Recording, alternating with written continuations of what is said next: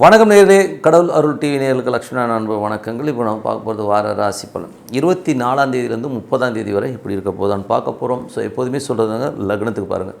ராசிக்கு பார்ப்பதை விட லக்னத்துக்கு பார்க்க ரொம்ப பர்ஃபெக்டாக இருக்கும். ஸோ உதாரணமாக ஒரு மகர லக்னம் விருச்சிக ராசினா நீங்கள் விருச்சிக ராசிக்கான பலன்களை பார்க்கறத விட மகர ராசிக்கான பலன்களை பார்க்க ரொம்ப பர்ஃபெக்டாக இருக்கும். முதல்ல வர்றது பொது பலன்கள், அதுக்கப்புறம் தசாபுக்தி பலன்கள். ஸோ உங்களுக்கு என்ன தசாபுக்தி அந்தரங்களோ அதை மிங்கிள் பண்ணி பார்க்கும்போது ரொம்ப பர்ஃபெக்டாக இருக்கும். வீடியோட எண்டில் டிப் ஆஃப் த வீக் இருக்குது, மறக்காமல் பாருங்கள். சிம்மராசிக்கு பார்த்தீங்கன்னா உங்களது ராசி அதிபதி சூரியன் 4 இருக்காருங்க. அதுவும் 4 சனியுடைய சாரத்தில் போகும்போது ஒரு எமோஷன்ஸ் இருக்கும், கவனமாக இருக்கணும். தாயாருக்கும் உங்களுக்கும் நிறைய கான்ட்ரவர்சிஸ், கொஞ்சம் வாக்குவாதங்கள் வர்றதுக்கான ரொம்ப கவனமாக பார்த்துக்கிறது ரொம்ப நல்லது. அதுக்கப்புறம் உங்களுக்கு 2 அதிபதியான புதன் உங்களுக்கு 3 இருக்கும்போது சொத்துக்களால் நல்ல லாபங்கள், நல்ல ஏற்றங்கள் வர்றதுக்கான ஒரு சொத்து விற்று அதனால் ஒரு பெரும் பணம் வர்றதுக்கான வாய்ப்புலாம் ரொம்ப நல்லாயிருக்கு. சில நேரங்கள் நிறைய பிரயாணங்கள் பண்ணுற மாதிரி சூழ்நிலை கண்டிப்பாக ஏற்படுத்தும். அதுக்கப்புறம் பார்க்கும்போது ஒரு 3ஆம் அதிபதி 3லே ஆட்சி பலத்தோடு இருக்கும்போது என்ன மாதிரி விஷயங்கள் இருக்கும், தொழில் ரீதியான விஷயங்கள். ஸோ தொழில் ரீதியான விஷயம் நிறைய பிரயாணம் பண்ணுறது, நிறைய முயற்சி பண்ணி ஒரு பெரிய லெவல் வரணுங்கிற எண்ணங்கள் எல்லாம் கண்டிப்பாக கொடுக்குங்க. 4ஆம் அதிபதியான செவ்வாய் ஆட்சி பலத்தோடு இருக்கும்போது, அதுவும் சனியுடைய சாரத்தில் இருக்கும்போது கொஞ்சம் அது 8ஆம் இடம்னும் போது கொஞ்சம் பார்த்து யோசித்து பேசணும். அதே நேரத்தில் எமோஷன்ஸாக கொஞ்சம் கோபமான முடிவுகளெல்லாம் தவிர்த்துக்கிறது ரொம்ப நல்லது. 5 மற்றும் 8ஆம் அதிபதியான குரு உங்களுக்கு 12 இருக்கும்போது இனிமேல் கெட்டவன் கிட்டிட்டு ராஜயோகங்கிற மாதிரி அதெல்லாம் ஓகே தான். பட் இருந்தாலும் ஒரு 5ஆம் அதிபதியாக இருக்கும்போது குழந்தைகள் விஷயங்களில் மட்டும் கொஞ்சம் கேர்ஃபுல்லாக இருங்க. ஸோ கொஞ்சம் குழந்தைகள் விஷயங்கள் கொஞ்சம் அலைச்சல்கள், கொஞ்சம் பிரயாணங்களால் ஒரு சின்ன டென்ஷன்ஸ் வரும். ஸோ அதனால் கொஞ்சம் கவனமாக இருந்துக்கிறது ரொம்ப நல்லது. 6 மற்றும் 7ஆம் அதிபதியான சனி 6 மற்றும் 7ஆம் அதிபதி சனி உங்களுக்கு 8ல் இருக்கும்போது வேலையில் ரொம்ப பார்த்து நடந்துக்கணும். வேலை நிறைய அலைச்சல்கள் இருக்கும். அந்த அலைச்சல்களையும் பார்த்திங்கன்னா நமக்கு ஐயோ நம்ம நினச்ச ஒரு பெனிஃபிட் கிடைக்கலைங்கிற ஒரு ஃபீலிங் கண்டிப்பாக கொடுக்கும். 7ஆம் அதிபதியான சனி 8ல் இருக்கும்போது கணவன் மனைவி உறவுலையும் பார்த்திங்கன்னா தேவையில்லாத மன உளைச்சலையோ ஸ்ட்ரெஸ்ஸையோ கண்டிப்பாக ஏற்படுத்துங்க. ஸோ அதுக்கப்புறம் பார்க்கும்போது உங்கள் 8ஆம் அதிபதி 12ல் இருக்கும்போது வராத காசு திடீர்னு வர்றது, திடீர் அதிர்ஷ்டங்கள் பட் இருந்தாலும் வக்கரமாகவும் கொஞ்சம் ஸ்லோவாக போகிற மாதிரி ஃபீலிங் கண்டிப்பாக கொடுக்கும். ஆன்மீக சுற்றுலா, ஆன்மீக பிரயாணம்லாம் போகணுங்கிற எண்ணங்கள்லாம் இருக்கும். கொஞ்சம் இப்போ அவாய்ட் பண்ணி, ஏன்னா போனீங்கன்னா கூட உடனே தரிசனம் கிடைக்குமா, உடனே நடக்குமானா கொஞ்சம் டிலே ஆகும். அதனால் கொஞ்சம் கவனமாக இருந்துக்கிறது ரொம்ப நல்லது.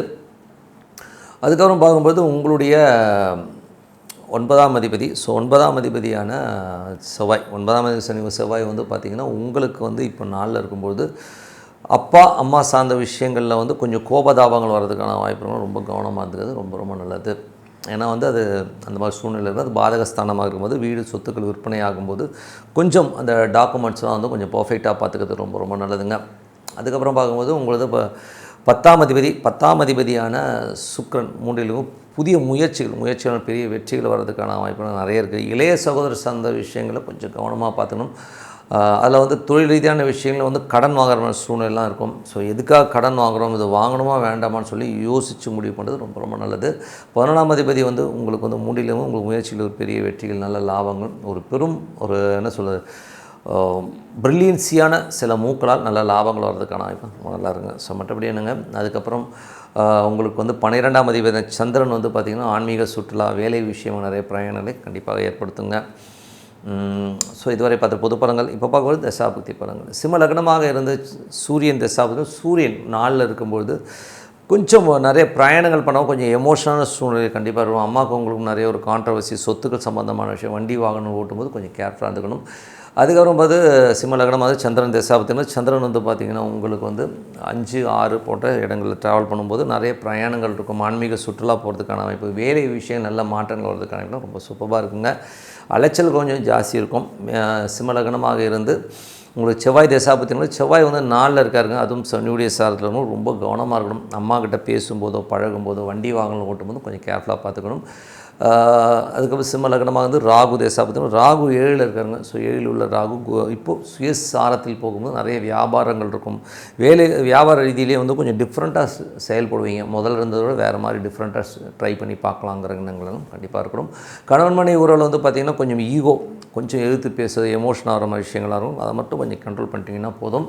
அதுக்கப்புறம் 8ஆம் அதிபதி குரு, அதாவது ரிஷப லக்னமாக இருந்து உங்கள் சிம்ம லக்னமாக இருந்து குரு தசாபுத்தி அந்த குரு வந்து பார்த்திங்கன்னா உங்களுக்கு வந்து 12 இருக்காருங்க. 8ஆம் அதிபதி 12 விபரீத ராஜயோகங்களை அள்ளி கொடுக்கறதுக்கான ரொம்ப நல்லது. பட் வக்கரமாக இருக்கும், கொஞ்சம் ஸ்லோவாக வர மாதிரி ஃபீலிங் கண்டிப்பாக இருக்கும்.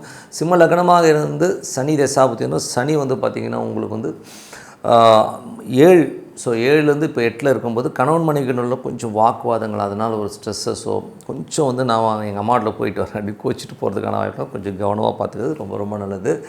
அதுக்கப்புறம் சிம்ம லக்னமாக இருந்து புதன் தசாபுத்தி அந்தரங்கள் புதன் வந்து பார்த்திங்கன்னா உங்களுக்கு வந்து 2 3லும் சின்ன சின்ன கலகங்களை ஏற்படுறதுக்கான வாய்ப்புகளும் ரொம்ப கவனமாக இருக்கணும். மற்றபடி வருமானங்களுக்கு எந்த வித குறையும் இருக்காது.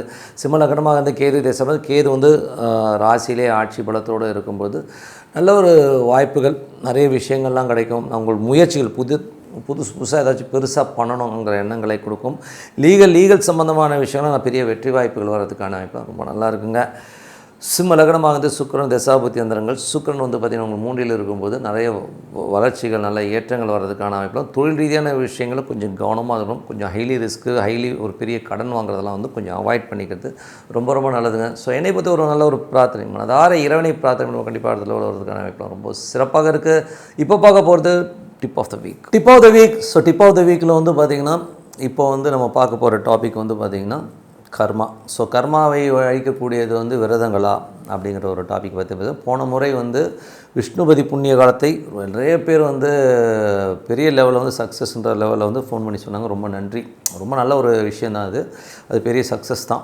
ஓகேங்களா? ஸோ அப்படி பார்க்கும்போது இப்போ வந்து விரதங்களை பற்றி பார்ப்போம். ஸோ இந்த விரதங்கள் உண்மையாக வந்து பலன் அளிக்குமா அளிக்காதாங்கிற டவுட் வந்து நிறைய பேருக்கு இருக்குது. ஸோ நான் வந்து நடைமுறையில் இதை வந்து நம்ம வந்து பரிசீலித்து பார்த்ததில் வந்து பர்ஃபெக்டாக ஒர்க் ஆகும். எப்படி ஒர்க் ஆகுன்றதை வந்து நான் சொல்கிறேன். இப்போ வந்து தசாபுக்திகள் நடக்குங்க. ஸோ எல்லாருக்குமே வந்து அவங்க ஜாதக ரீதியாக என்ன தசாபுக்தி அந்தரங்கள் நடக்குது, அதாவது தசாபுக்தியை மட்டும் எடுத்துக்கோங்க. ஓகேங்களா? ஏன்னா அது லாங் டேர்மு. ஸோ தசாபுக்திகள் நடக்கிற அந்த கிரகத்துக்கான நாட்களில் நீங்கள் வந்து விரதம் இருக்கும்போது ஒரு அற்புதமான பலன்களை கண்டிப்பாக. இந்த விரதங்கிறது எப்படி இருக்கலாம்? 2 விதமான விரதங்கள் இருக்குங்க. சுத்தமாக ஒன்றுமே சாப்பிடாமல் பச்சை தண்ணி கூட குடிக்காமல் இருக்கிறது வந்து ஒரு விரதம் இருக்குது. நான் வந்து அதை இது பண்ணுறதில்ல. ஏன்னா வந்து அது உங்களுக்கு நிறைய அசிடிட்டி ப்ராப்ளம் உருவாக்கும், கேஸ்ட்ரிக் உருவாக்கும். அதனால் தண்ணி குடிங்க. ஸோ சாப்பிடாதீங்க, வெறும் தண்ணி, அதாவது ஜூஸ் கிஸ்லாம் குடிக்கக்கூடாது. வெறும் தண்ணி மட்டும் குடிச்சிட்டு ஒன்று காலையிலேருந்து சாயங்காலம் வரை இருக்கிறது. ஸோ அது ஒரு டைப்பு. இன்னொன்று 24 ஹவர்ஸ் இருக்கிறது ரொம்ப சூப்பர். அது வந்து பார்த்திங்கன்னா இந்த விரதத்தின் முக்கியத்துவமே என்னென்னா அந்த பெயின் அனுபவிக்கிறது. இந்த விரதம் பசியுடைய கொடுமை இருக்குது பார்த்திங்களா, அந்த பசியுடைய கொடுமையை அனுபவிக்கிறது தான் வந்து இந்த விரதத்தோடைய ஸ்பெஷாலிட்டியே. அப்போ அது என்ன பண்ணோன்னா உங்களுக்கு வந்து அந்த பசி குடலை அந்த வருத்துது பார்த்திங்களா, பசி கொடுமை, பசியுடைய வருத்தல் உங்களுக்கு வந்து மற்ற கர்மாவிலேருந்து உங்களுக்கு வந்து ஃப்ரீ பண்ணி விடுங்கிறது தான் உண்மையான விஷயம். ஸோ இது வந்து வாரம் வந்து கடைபிடிச்சிட்டு வந்தீங்கன்னா ரொம்ப சூப்பராக இருக்கும். லைஃப்பில் வந்து பார்த்திங்கன்னா நம்ம நடைமுறை சிக்கல்கள், நடைமுறை பிரச்சனைகள் வந்து டக்குன்னு தீர்வுகள் உருவாகிறதுக்கான ரொம்ப சூப்பராக இருக்குது. உதாரணமாக என்னென்ன கிரகத்துக்கு வந்து திசைக்கு என்னென்ன கிழமைகளில் நம்ம விரதம் இருக்கலாங்கிறத சொல்லிடுறேன். இது வந்து ஒரு ஜென்ரல். இன்னும் வந்து நீங்கள் ஹாரோஸ்கோப் பிரகாரம் பார்க்கும்போது இன்னும் சூப்பராக அது இருக்கிற இடத்த வச்சு பார்க்கலாம். பட் இப்போ ஜென்ரலாக எனக்கு வந்து அதெல்லாம் தெரியாதுங்க. ஜென்ரலாக சொன்னால் போதுன்னா உங்களுக்கு சூரிய தசா புத்தி அந்தரங்கள் நடக்கிறவங்க வந்து ஞாயிற்றுக்கிழமைகளில் வந்து விரதம் இருந்தீங்கன்னா அது ரொம்ப சூப்பரான பலன்களும். ஸோ ஞாயிற்றுக்கிழமை ரொம்ப கஷ்டமான நாள் சார், எங்களால் இதெல்லாம் கஷ்டம் சார் அப்படின்னு சொன்னீங்கன்னா சூரியனுடைய நட்சத்திரங்கள் வர நாளை செலக்ட் பண்ணிங்க. சூரியனுடைய நட்சத்திரம் வர நாட்கள் என்னென்னா நீங்கள் டேட் கேலண்டரில் பாருங்கள். ஸோ அதில் வந்து சூரியன் நட்சத்திரக்காரங்க அது என்னென்ன நட்சத்திரம் வரும்? கார்த்திகை வரும், உத்திரம் வரும், உத்திராடம் வரும். ஸோ இந்த 3 நட்சத்திரம் வர நாட்களில் எனக்கு ஞாயிற்றுக்கிழமை இருக்க முடியாதுன்னா இந்த 3 நட்சத்திரம் வர நாளில் வந்து விரதம் இருங்க. ஸோ அது வந்து காலையிலேருந்து சாயங்காலம் இருக்கலாம், இன்னொன்று 24 ஹவர்ஸ் இருக்கலாம். சப்போஸ் நான் வந்து இந்த ப்ரெஷர் மாத்திரை போடுறேன், சுகர் மாத்திரை போடுறாங்கன்னா தயவுசெய்து நீங்கள் விரதம் இருக்காதீங்க. ஏன்னா வந்து அது அட்வைசபிள் இல்லை. ஏன்னா அது தேவையில்லாத காம்ப்ளிகேஷன்ஸ் உருவாக்கும். ஸோ அதனால் இது இல்லாதவங்க உங்களுக்கு ஹெல்த் கண்டிஷன் நல்லா இருக்குது அப்படின்னா நீங்கள் இருக்கலாம். அதுக்கப்புறம் சந்திரனுடைய தசாபுத்தி அந்தரங்கள் நடக்கிறவங்க வந்து நீங்கள் வந்து திங்கட்கிழமைகளில் வந்து அந்த விரதங்களை இருக்கிறது ரொம்ப சிறப்பு. அதே மாதிரியே வந்து பார்த்திங்கன்னா புதனுடைய தசாபுத்தி அந்தரங்கள் நடக்கிறவங்க வந்து பார்த்திங்கன்னா நீங்கள் வந்து புதன்கிழமைகளில் வந்து பார்த்திங்கன்னா நீங்கள் வந்து இருங்க. ஸோ அது வந்து பார்த்திங்கன்னா ரொம்ப அற்புதமான பலன்கள் இருக்கணும். ஏன்னா புதன் வந்து பார்த்திங்கன்னா கல்விக்காரர்கள், அது மட்டும் இல்லை நர்வ் சம்மந்தமான பிரச்சனைகள் இருக்கிறவங்க நல்ல ரிலீஃப் கொடுக்கும் இந்த விரதங்கள். ஸோ புதன் தசாபுத்தி அந்தரம் நடக்கிறவங்க வந்து புதன்கிழமைகள் விரதம் இருங்க. அதே மாதிரி வந்து பார்த்திங்கன்னா செவ்வாய் தசாபுத்திகள் செவ்வாய்க்கிழமைகளில் வந்து விரதம் இருக்கணும். அதே மாதிரி வந்து பார்த்திங்கன்னா உங்களுக்கு ராகு தசாபுத்தி அந்தரங்கள். ஸோ ராகு தசாபுத்தி அந்தரம் நடக்கிறவங்க சனிக்கிழமைகளில் வந்து விரதம் இருக்குது, ரொம்ப ரொம்ப சிறப்புங்க. அதுக்கப்புறம் குரு தசாபுத்தி அந்தரங்கள். ஸோ குரு வந்து பார்த்திங்கன்னா வியாழக்கிழமைகளில் வந்து நீங்கள் வந்து விரதம் இருக்கிறது ரொம்ப ரொம்ப சிறப்பு. அது வந்து காலையிலேருந்து சாயங்காலம் இருக்கலாம், இல்லைன்னா 24 hours இருக்கலாம். அது உங்களோட ஹெல்த்து விஷயங்கள் சார்ந்த விஷயங்கள் தான். ஸோ உங்களால் தாங்க முடியுமோ அது இருங்க. அதே மாதிரி சனி தசாபுத்தி அந்தரம் நடக்கணும், சனிக்கிழமைகள் வந்து விரதம் இருக்கிறது ரொம்ப ரொம்ப சிறப்பு. இது மட்டுமல்ல, கேது தசாபுத்தி அந்தரம் நடக்கிறவங்களுக்கு வந்து பார்த்திங்கன்னா உங்களுக்கு வந்து செவ்வாய்க்கிழமைகளில் வந்து அந்த விரதம் இருக்கிறது ரொம்ப ரொம்ப நல்லதுங்க. சுக்கிரன் தசாபுத்தி அந்தரங்கள் நடக்கிறவங்களும் வந்து வெள்ளிக்கிழமைகளில் வந்து உங்களுக்கு வந்து அந்த விரதங்கள் இருக்கிறது ரொம்ப ரொம்ப சிறப்புங்க. ஸோ இது வந்து இந்த எல்லா கிரகத்துக்கான கிழமைகள் இதுக்கான விரதங்களை சொல்லும். ஸோ இந்த விரதங்கள் எப்படி பண்ணணும்னு சொல்லிட்டேன். ஒன்று 12 hours, அதாவது காலையில் 6 மணிலேருந்து சாயங்காலம் 6 மணி வரை அந்த விரதத்தை இருங்க. அதுவும் உங்களது குலதெய்வத்தையோ இறைவனையோ வந்து நினச்சிருக்கிறது ரொம்ப ரொம்ப நல்லது. தண்ணி குடிங்க, ஓகேங்களா? வெறும் எம்டி ஸ்டொமக்கில் இருக்காதீங்க, எவ்வளோ வேணால் தண்ணி குடிங்க, அது பிரச்சனை கிடையாது. ஸோ அது வந்து உங்களுக்கு வந்து அந்த பசி வருத்தல்ங்கிறது உங்கள் கர்மாவை கண்டிப்பாக போக்கும். அது மட்டும் இல்லாமல் ஜென்ரலாகவே வந்து ஒரு விஷயம் இருக்குங்க, உங்களுக்கு வந்து குடல் சுத்தமாகும் நம்பர் 1. ஏன்னா வந்து இருக்கிற வந்து கழிவுகள் வந்து வெளியேறும். நீங்கள் விரதம் இருந்து அடுத்த நாள் பாருங்கள், நீங்கள் வந்து அது மோஷனில் வந்து அதோடைய டிஃப்ரென்ஸ் தெரியும். எவ்வளோ குப்பை நம்ம வயிற்றில் குப்பை இருக்கிறது வந்து அடுத்த நாள் தெரியும். அதனால தான் இந்த விரதங்கள் பெரிய பவர்ஃபுல்லாக உங்களுக்கு வந்து வாழ்க்கையில் இருக்கிற கஷ்டங்களையும் நீக்கும், உடல் ரீதியாகவும் வந்து நல்ல ஒரு பெனிஃபிட்டை கொடுக்கும். கண்டிப்பாக வந்து செயல்படுத்தி பாருங்கள், அற்புதமான பலன்கள்லாம் கிடைக்குங்க. ஸோ மீண்டும் ஒரு நிகழ்ச்சியில் சந்திப்போம். உங்களிடம் விடைபெறுவது உங்கள் லக்ஷ்மி நாராயணன். நன்றி, வணக்கம். கடவுள் அருள் டிவியை பார்த்தமைக்க நன்றிகள். மேலும் இது போன்ற தகவல்களை தெரிந்து கொள்ள கடவுள் அருள் டிவியை சப்ஸ்கிரைப் செய்யுங்கள். மறக்காமல் பெல் ஐக்கானை கிளிக் செய்யுங்கள்.